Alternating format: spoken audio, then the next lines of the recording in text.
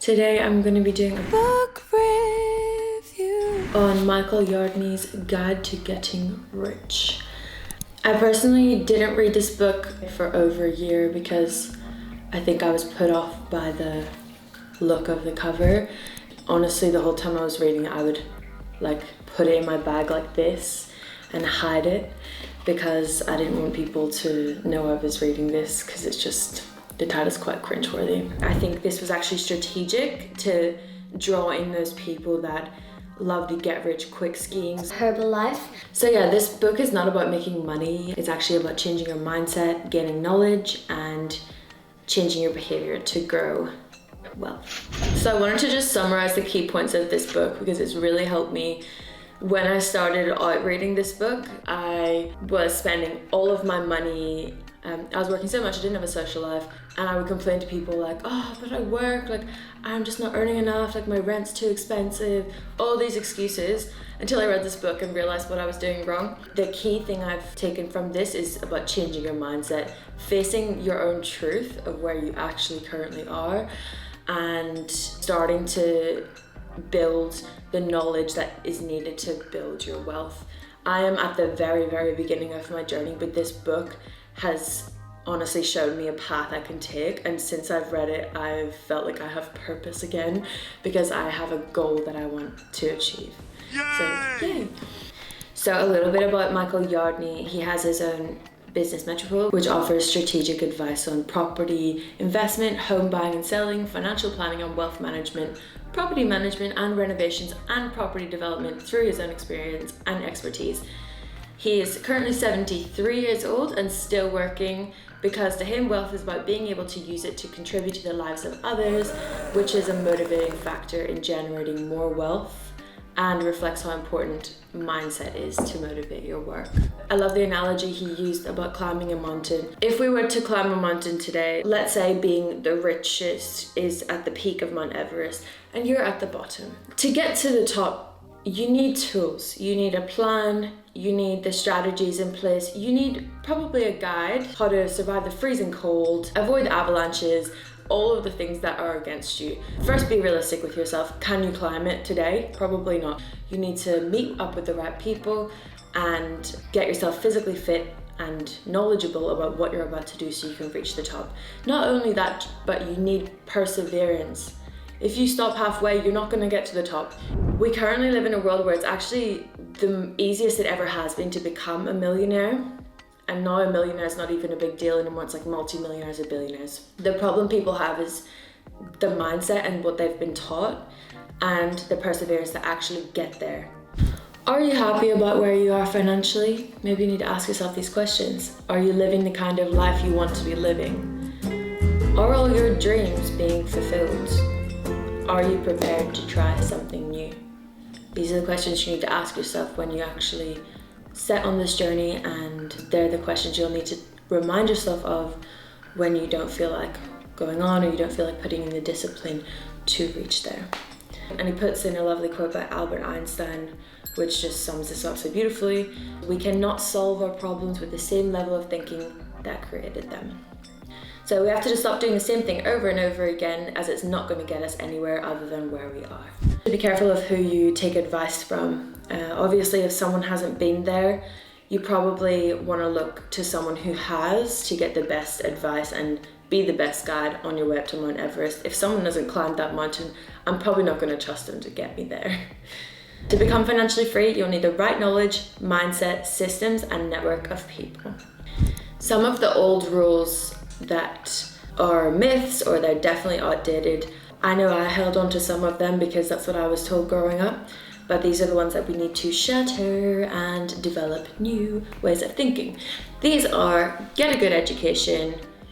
The traditional education system doesn't teach us financial fluency. 2, get a secure job. Job security isn't the route to financial freedom. Don't work for your money, get your money working for you. Even a job as a doctor or high salary incomes will not make you rich because your time is being spent. Next one, save. You can't save your way to wealth. Tax and inflation will chip away at it as you save. Retire securely. Most people can only afford to live a modest life on their accumulated savings and might even have to take up a part-time job to fund themselves as the value of the same money decreases over time. And the last one is debt. Money these days is really easy to come by, so it's so easy to accumulate the bad debt. We don't want to be getting a credit card and using that to get ourselves deeper into a hole. The reasons these old rules don't work is because taxes, wage earners pay more taxes, inflation, the rising cost of living devalues savings and superannuation. So if you're relying on savings and superannuation, over time that's going to decrease in values. And debt, people get caught in bad consumer debt and can't get off the treadmill. 4 steps to financial independence. 1, spend less than you earn. Pay yourself first and put 10% of your income away to put into investments. The second is invest the difference wisely. The amount you save and what you invest it into really matters. Number 3, reinvest your invested income to create compounding growth. But you will never become financially free on your earnings alone. By the time you become financially free, almost all of your assets have come from compounding capital growth, not your income, savings, or rent. And then number 4 is keep doing steps 1 and 2. Spend less than you earn and invest the difference wisely. How the rich differ from the average person is their mindset. How many times do you get paid for an hour of your work? If your answer is once, you have a linear income. The alternative to linear income is passive income, investing your time into something that's going to pay you over and over again. So the difference between the rich and the poor is the rich are investing these passive incomes and the poor are just trading their time for money. So assets, not income, create wealth. You can only work so many hours in a day. The reality is that multimillionaires are either investors or business owners, not employees. They recognize that while income is important, it is their assets that create wealth, because if invested wisely, they grow and generate income. What are the 5 levels of investing? So the level of investor you are and wealth makes sense as to where you currently are financially. This has nothing to do with your level of income. Level 0 is the spender. These people are not investors. These people are spenders and borrowers. If they don't have money to spend, they'll borrow it so they can still spend.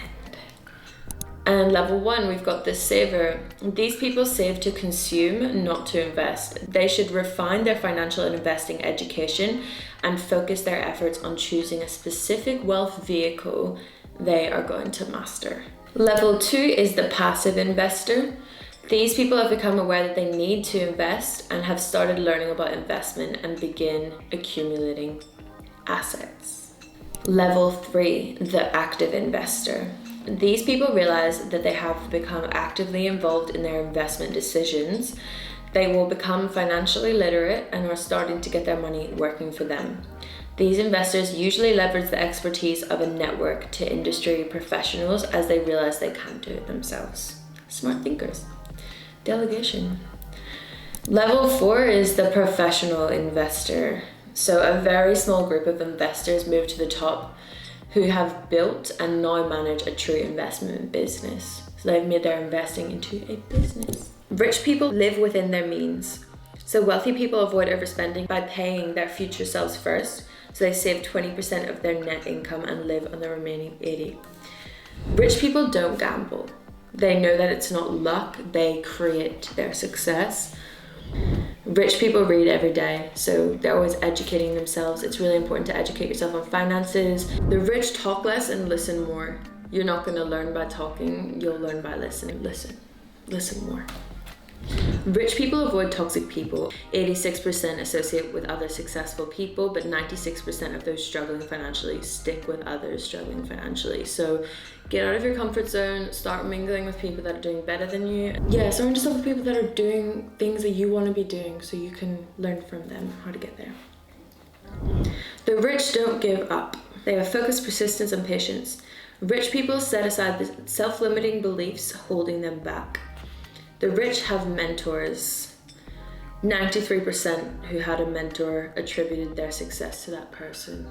I struggled to know who I should ask to be my mentor, and I obviously don't have the money to pay for a mentor, and he solved that problem for me. Thank you, Michael. By telling us to find someone on the internet that we aspire to be like and study them. Study what they've done, study their failures, study how they got there, their path. Ride on their mistakes, you know? You don't need to make them too. The rich think big picture while the poor get lost in detail. Another one is the poor trade their time for money while the rich work their money. So making your money work for you, not working for your money. The poor think cash flow, the rich think assets. The value of a property purchased at $500,000 could increase over the next 15 years or so to almost $1.4 million if it grew by an average of 7% per year. When you look at the power of compounding, you'll see it steadily grows in the first 5 years and then even more in the next 5 years, but almost half of the growth in value occurred in the last 5 years. So if every year it's increasing 7%, it's on a graph like this, yeah, and the money you're earning is increasing, therefore another 7% on that is more than it was originally, and it just keeps going up. That's what you can do with property if you invest a deposit. If you save up instead of spending your money on Uber Eats and you put it into investment, and you can have your own lily pond of cash and properties.